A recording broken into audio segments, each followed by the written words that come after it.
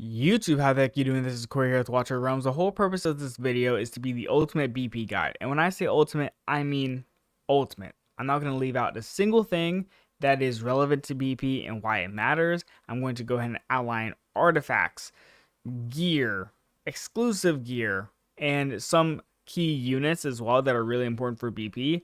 I'm really not going to miss out on a single thing here because I know if I do, I'm going to hear about it within 20 minutes of me making this. So let's go straight to it.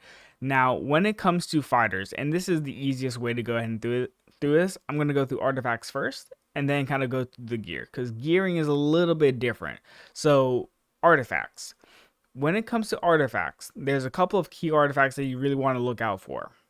If a hero has an exclusive artifact, right? So think about Valdron with his Chaotic Doomblade right here.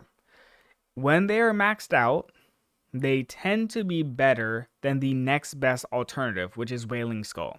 So if a fighter does not have an exclusive piece of gear, or artifact I should say, they don't have an exclusive artifact, Wailing Skull will always be the number one option, right? So let's go ahead and give a direct comparison.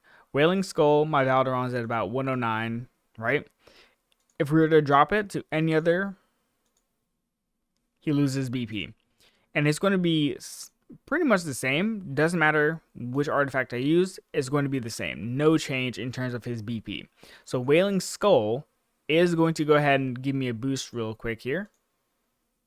About 2.5k. If I were to go ahead and swap this Wailing Skull for his Doomblade, because it's 13 out of 13, it's not maxed out, I am going to see a drop. Right? But ideally, whenever this is maxed out, we should see at least some bit of an increase in the BP overall. It's just how exclusive artifacts tend to work with these heroes. Now that's for fighters. When it comes to the mages, Tear Twilight is your best in slot option for your artifacts. When it comes to your piercers, your marksmen, right? Now obviously my Sutra on my Hex is also super low, but if we swap over to Spirit Siphon, it's an increase. However, the increase is very minimal. Whenever you go ahead and max out Hex exclusive, for example, you are going to see a BP increase over what is the next best option, Spirit Siphon. After that, you can even look at my Sentinel's Eye for my Yovar, right? So Yovar is also at about 109k BP. If we were to change this to Spirit Siphon,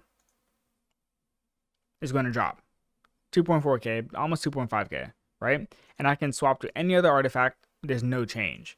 But when I go back to my exclusive, there is an increase. So that's something that you really want to take note of. Honestly speaking, no one's going to go ahead and use anything else as an fill. It's mainly just fighters, piercers, marksmen, and then mages that are your main BP units. You don't have good BP from tanks or from supports beyond like Eunomia, for example. Eunomia has pretty high BP. But YouTube, currently Small One is going ahead and offering additional top-up rewards if you purchase W Gold through their website. Now with Small One, they're always going to go ahead and give you that 10% discount, which is fantastic. But right now, between April 18th to April 27th, you're getting additional rewards. So you're getting some rare summoning crystals, auto battles, stamina, diamonds, and more. And at the very, very apex of the rewards, you are getting about 12,000 W Gold as well, which is about $120 for free if you are choosing to go ahead and get W Gold through their website. So if you're considering summoning on the Valdron Yimrit banner, which I know I definitely am, if you're thinking about summoning on the Lyra Talon banner or even the Anora Limited banner, think about using the description below. Thank you. You want to kind of stick with those core classes. Now after this, you also want to go ahead and start looking at the gear. And gear is really, really important, and let's just kind of go through it because there's two types of exclusive gear when it comes to your units. The first being your left side set and then your right side set. So when it comes to your left side set, Wicked Vengeance is going to be your best pick when it comes to BP. As of right now, it just is. And the reason for that is because there's also exclusive gear for specific heroes, which gives them a very, very, very good boost in terms of their BP. So what do I mean by that? If we were to go look at my Valkyra, right? This is her weapon that I currently have on her. So what's happening is you're getting all these additional effects. So this is going to give BP. And then also the game just kind of focuses on exclusive gear as a push to increase the BP for units. Additionally, Wicked Vengeance, just stat wise and what it provides, tends to be better than what you would get, at least BP wise, tends to be better than what you'd get for Warlord. So if you can, always go ahead and try to use an exclusive piece of gear first and see what your BP is. After that, you can go ahead and fill out the set, right? So obviously try to fill out the set, see what your BP is. If it's not increased, it's probably because the substats are not as good, and so you're going to need to go ahead and use Warlord, which is more than fine, but ideally for BP later down the line, you want Wicked Vengeance with exclusive status, right? Now, one easy way to go ahead and look at this is actually if I pull up my Yuri as well. My Yuri has an exclusive weapon. This gives him a boost. However, if I were to go and do this, right, another piece, I'm getting a drop. Reason being is because this is where substats come in. Substats are incredibly important for increasing your BP. And there's almost like a hierarchy overall for what's going to be more pivotal for you. So attack bonus is your number one. You want attack bonus every single time, every day of the week. Attack bonus is going to give you the most BP. Secondly, it seems like there's a mixture between crit damage also being a very high push, and then attack speed also being a very high push as well. So those are kind of like your priorities overall. Crit rate is also really good for BP, and in some cases, in some cases, defense percentage can also go ahead and increase your BP, and then obviously flat attack, but you can't use flat attack on your weapons. But those are your kind of priorities. You really want to go ahead and push attack bonus first, and then attack speed / crit damage, and then crit rate, then defense percent or flat attack. Those are the main things. And in some cases, right, flat attack is going to be higher than defense percentage. 99% of the time, it's better. It just depends on the units, depends on the situation, right? So that's what you're looking for. After that, we're going to go to right side sets. And right side sets is where it gets a little bit tricky because there's a lot of nuance to it. So as you can see here, my Yuri is in not a complete Infernal Roar set and not an Ageless Wrath set. So here is where we kind of like explain what Ageless Wrath does. So if I were to go over to my Yovar, super quick, right? My Yovar is basically in perfect rolls, barring, unlucky aspects, right? But he's basically in quad rolls all the way through, right? Even down to this. I don't think this is quad roll, but it's damn close, right? So with this, Ageless Wrath is going to give you the most BP as a set. So what I mean by that is if you have a complete Ageless Wrath set, you're going to have a higher BP than if you were using an Infernal Roar set versus a Soulbound Arcana set. Reason being is because Ageless Wrath will go ahead and give you raw stats, which we see here. It gives you crit damage. That's raw stats. However, if we stop for a second, if you're using exclusive gear, throw all that out the window.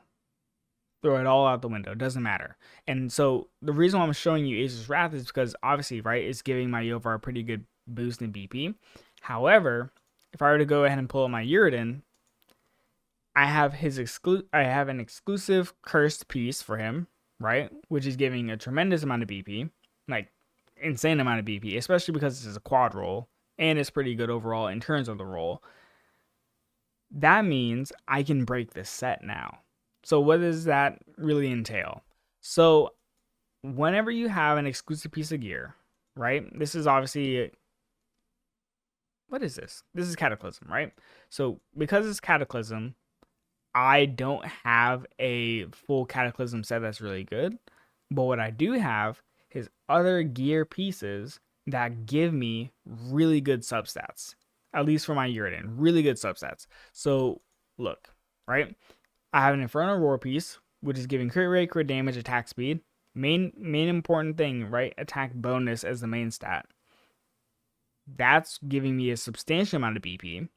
And then I also have my Virna piece, which is also, I believe, Cataclysm, which is a perfect substat, pretty much perfect roll. It's almost a god roll. It's almost quad yellow, very close, right? Which is also giving me a substantial amount of BP. Now, here's one thing that I really want to just like cement in stone because it's so valuable. You can break your sets. If you don't have the ability to go ahead and do a complete Azus Wrath set, that's fine. No one cares. You can go ahead and use one Azus Wrath piece, one Infernal Roar piece, and one Soulbound Arcana piece. Doesn't matter. If the substats are better, do it. However, if you have the ability to do basically the same substats with Azus Wrath, choose Azus Wrath. And then finally, if you have a really good exclusive gear piece, try the exclusive gear first, and then go and test which items, which pieces of gear give you that boost. Now, this is kind of just the full stop, right? That's gearing, that's artifacts. There's not much more to go ahead and over explain. What I want to do next is explain some of the more niche things, right? So there's certain units that will go ahead and give you really, really high BP. So in terms of it, it is Yrden. I'm going to do non-lords first and then lords. It's going to be Yrden, Jira, Beelzebub, Setrum, Hex, Valkyra. It's about those 6 tend to be the most common ones in terms of BP and what they give you, right? With Yrden being the best. I believe 135 is the max for Yrden. I could be wrong. There's somebody somewhere with like 137k or something probably, for all I know. But that's the typical order, is like units that have really good BP. That's not an order in the sense because Yrden's number 1 and then Jira, Beelzebub, Setrum, Hex, it kind of depends. The max I've seen for a Hex is like 122k. Anyways, tangent. When it comes to Lords is going to be Yovar number 1. Period, point blank, Yovar is number 1. And then from there, I believe it's something like Ingrid, Praetus, Valdron in terms of BP. And then after that, it falls off a cliff and doesn't matter, right? So Yovar is the number 1, by far the king, especially if you're able to go ahead and get really good Pierce or exclusive gear, which I do not unfortunately have, and then also his max artifact. Those things are going to push your BP astronomically for Yovar, and it's just better.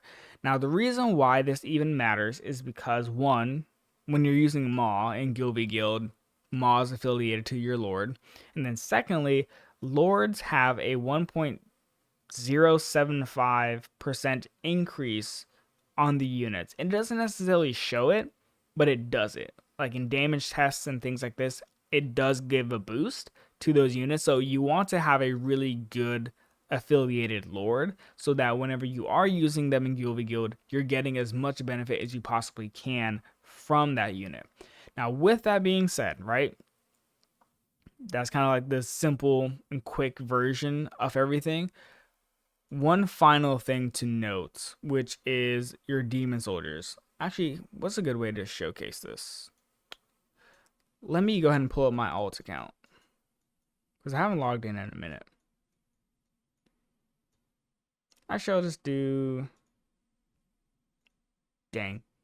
They have theirs blocked off. Let's see. There we go. There's my alt account. So let me just showcase something super quick. So when it comes to... There we go. When it comes to affiliating, right? This order matters a lot, right? So right now, my Fool is currently affiliated to my Yrden, which is my number 1.